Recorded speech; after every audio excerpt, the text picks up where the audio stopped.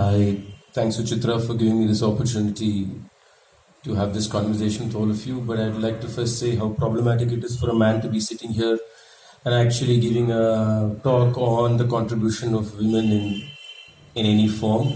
So I sincerely apologize for my gender at this point of time. It is problematic, and let's first all recognize it's very problematic that I need to be doing this. And therefore, putting that ahead of everything I'm going to say today. There are many ways we can discuss this subject. We can discuss this subject in a very contemporary sense, specifically looking at individuals, which I will also do, but also trying to look at it aesthetically, maybe in a sense, and see this whole notion of gender and how it has played its role in, shall we say, forming what we call Carnatic music as we understand it, and also the multiple issues that surround this kind of formation.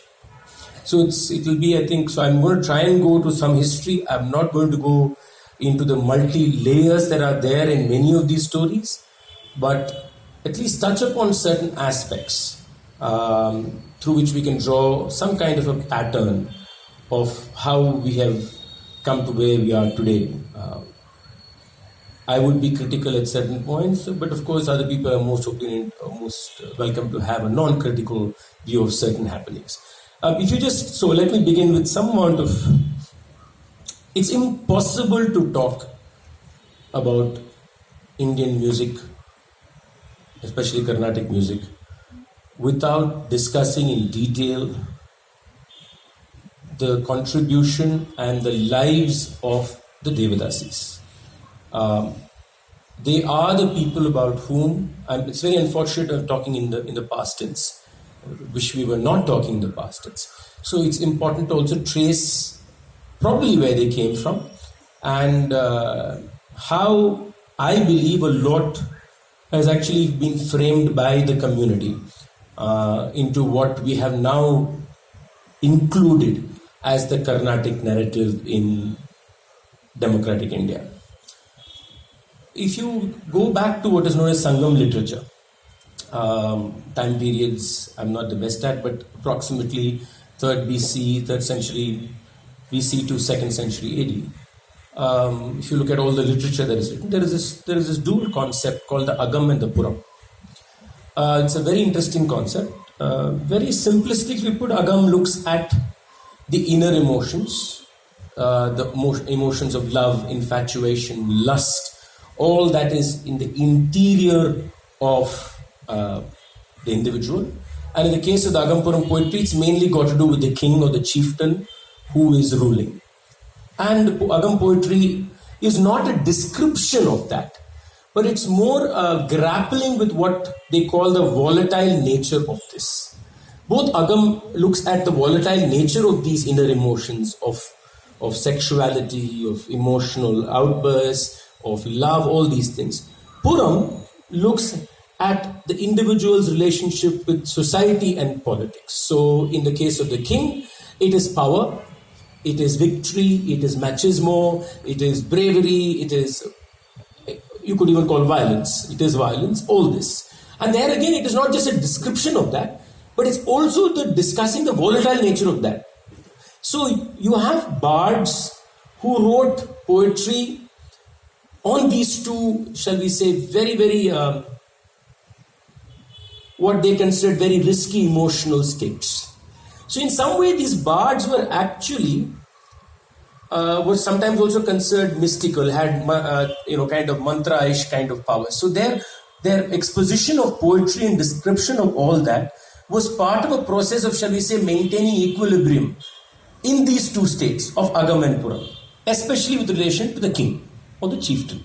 So you had bards around these kings.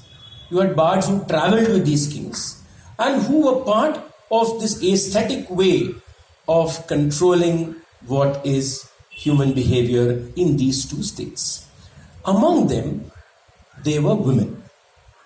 And Saskia Kasabom has written a wonderful book called Nitya Sumangali, and she proposes that it's possible that the early traces of the idea of the Devadasi comes from these women who were the bards in these palaces or in these courts of these chieftains. So Agam and Puram is a very important aspect also because it touches upon the emotional notion of the human being and the role that these poets and the bards, and in this case these women, play in poetically, mystically controlling them or giving them some balance. It's a very important idea because you know that later Devadasis were also part of the religious process in the temple, where they are participating in that a different kind of a mystical, a non-temporal kind of an activity, which is why we should keep this in mind.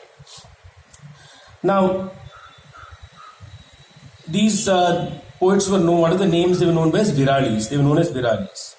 Now, could they have been the later emergence of the Devadasis? Possible.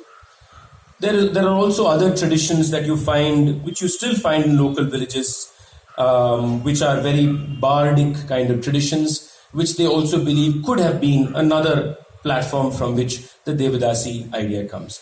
The first time you hear of the idea of a Devadasi is when Manikavachikar speaks about them in the 9th century. That's the first time Devadasis, as we understand them, come into being.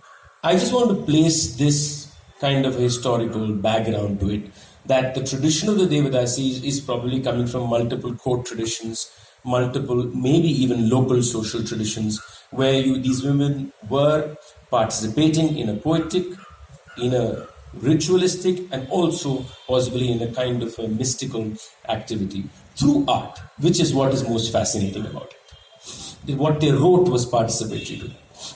Now, as far as Carnatic music goes, first, how old is this form? Where do I begin?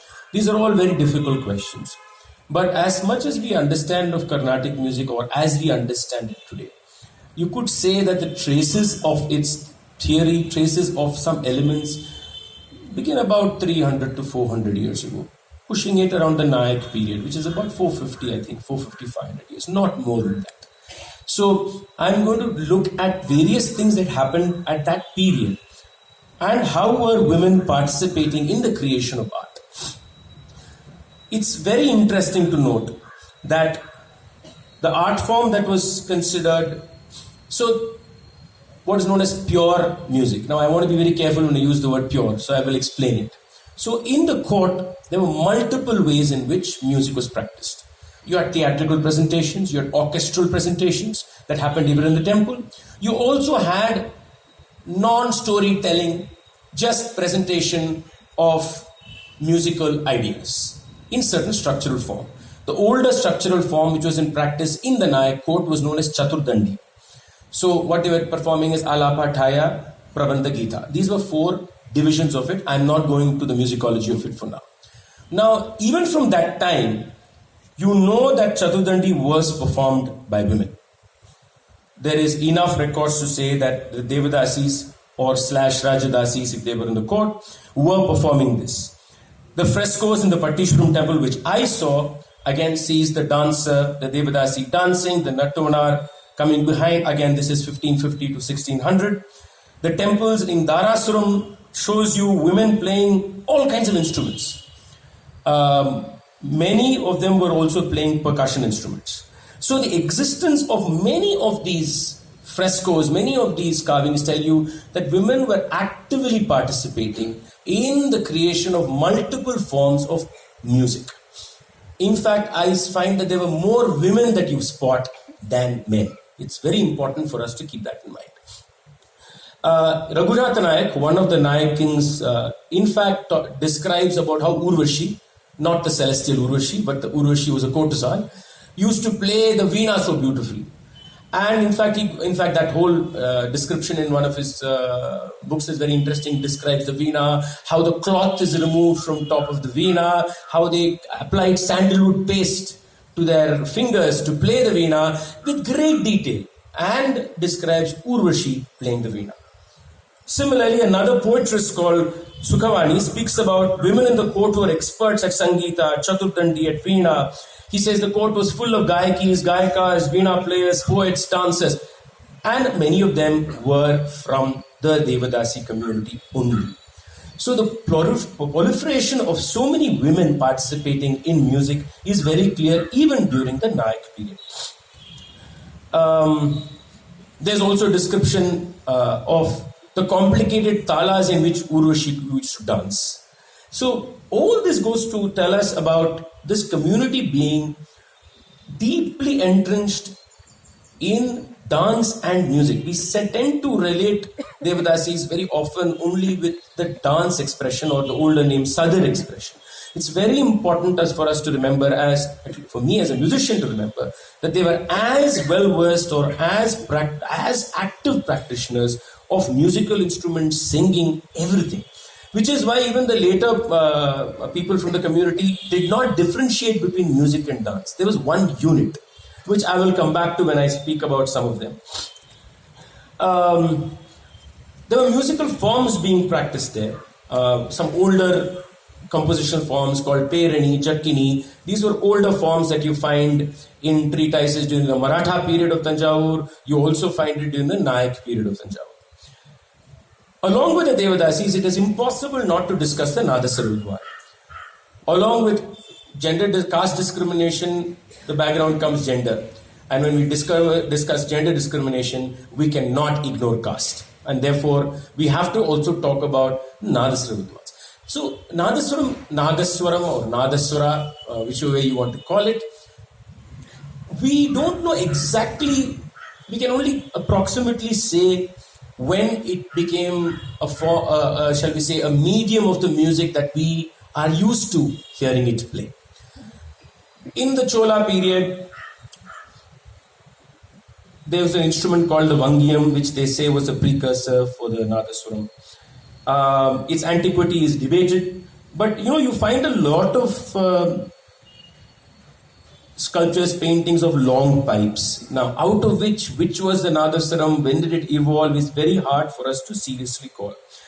But if you look at the frescoes in Tiruvallur, they are very interesting. I had an opportunity to spend a day looking at the frescoes. If anybody goes to the Tiruvallur temple, please go to the mandapam which is outside. There are beautiful frescoes on the roof. You can spend a whole day looking at them. They are stunning. They have been restored, thankfully, not whitewashed. So please go see them. And here I want to introduce two words, the Chinna Melam and the Periya Melam. Now, the Chinna Melam designated the troupe that danced and sang, which is the Devadasi's troupe, the dancer, the Nattumanar. Sometimes they had a Shanka with it. They had something known as a Tutti, which is similar to a Shruti box, which you could call today. And they had and the cymbals with the Nattumanar. The Periya Melam is the larger orchestra.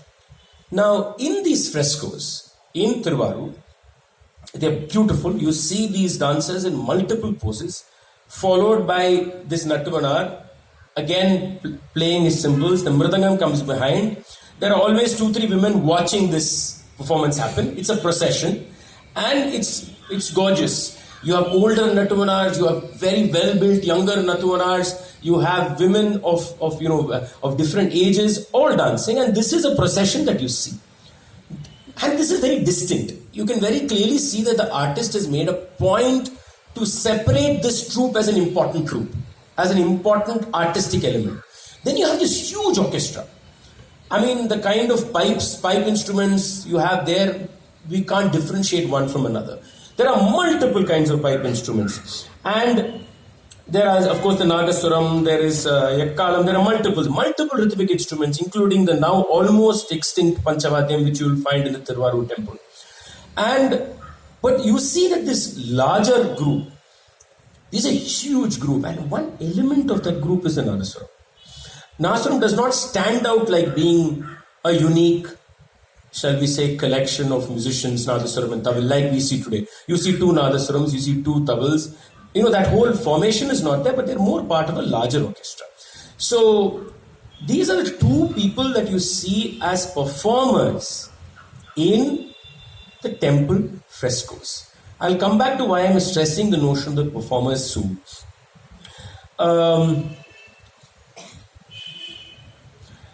The Portuguese also mentioned these aerophones in the 16th century and having seen processions in the temples with all these. But we know, like in the 18th century,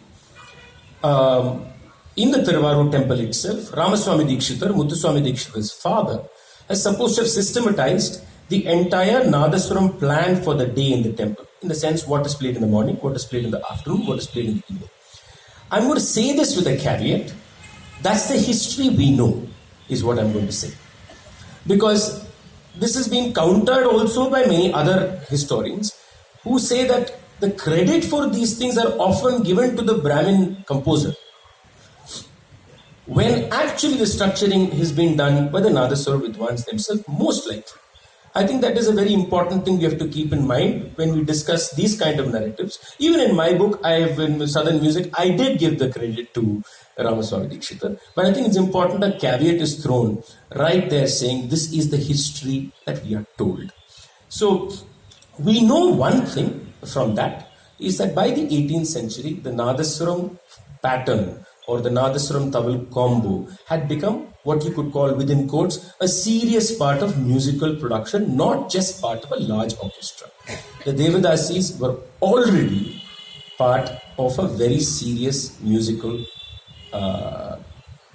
plan, execution, and learning. The two communities are together. The Devadasi community and the community of Nadaswara Vidwans, who later in Tanjavur area called themselves Isai Vellalar. Vellalar literally means cultivator, the person who irrigated and cultivated land. Isai Vellalar is one who cultivated irrigated music. It's quite a beautiful name they gave themselves.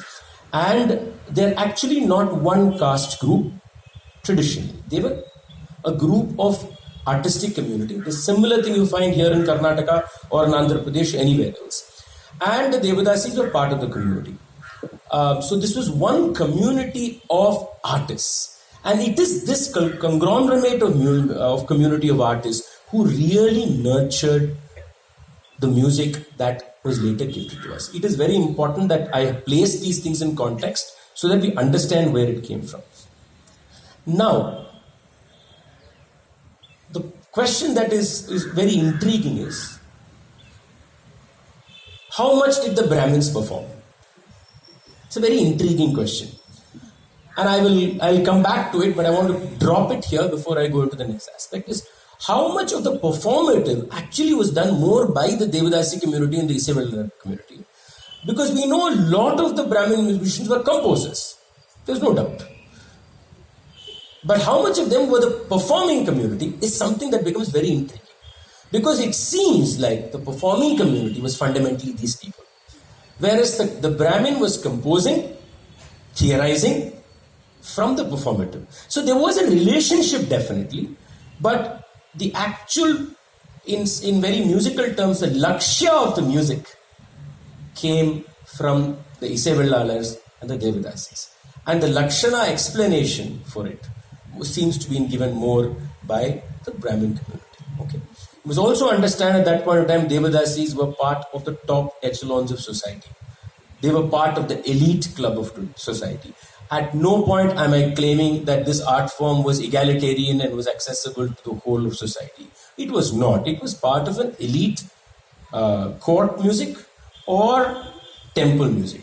And those who had access to those inner quarters were the only ones who were in connection with the music or participating in its production. So this we have to keep in mind.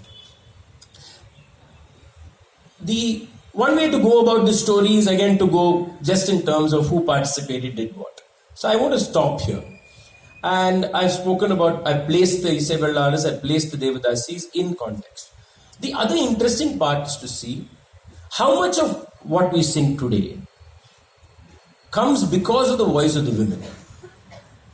Okay? And so I'm going to look at all the compositions that we sing today in Carnatic music, the forms, and try and trace its source. The answer is quite interesting. So let me look at multiple forms. One form that we all know is the Varna. The Varna is in the Aryakudi plan or in the traditional plan, the opening number in a concert. Now, how old is the Varna? The first time we hear about the Varna is by two brothers from Karveti Nagaram, and they are supposed to have composed Varnas in Navroz, in Mohanam, in Kedaragoda. All Varnas in content are Shringara. Okay? The content is erotic, romantic, all of them. The other very important person in this story of the Varna is Melatur Veerabhadriya. He'll come back again and again in our story. And he's composed Varnas. The first kind of Varna that seems to have been composed is known as a Padavarna. For music students, there are two terms, Padavarna and Tanavarna. And multiple explanations are given to why they are called that. One explanation that is often heard is Padavarnas have text for all the swaras, whereas Tanavarna doesn't. That is an absolutely wrong explanation for Padavarna and Tanavarna. The Padavarna is called a Padavarna because its flow is like a Pada. And a Pada just could also mean Kirtana. It's a melodic flow. Now, if you listen to any of the Padavarnas, I'll sing a later one.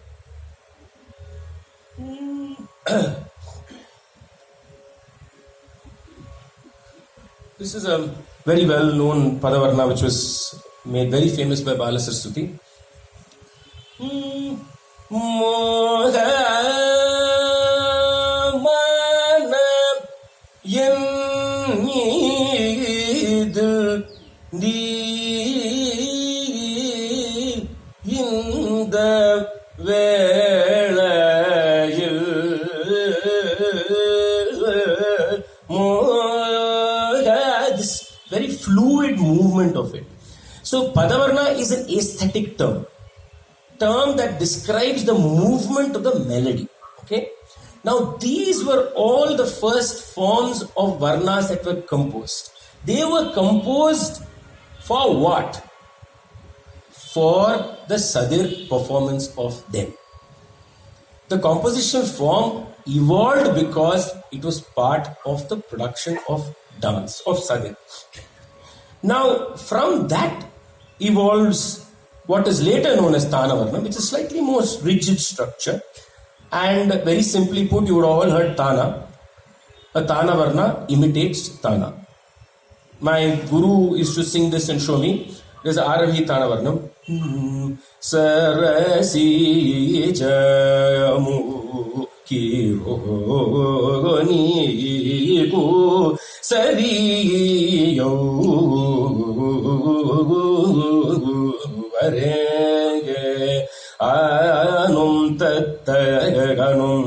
You can sing the whole Varnam like Tana.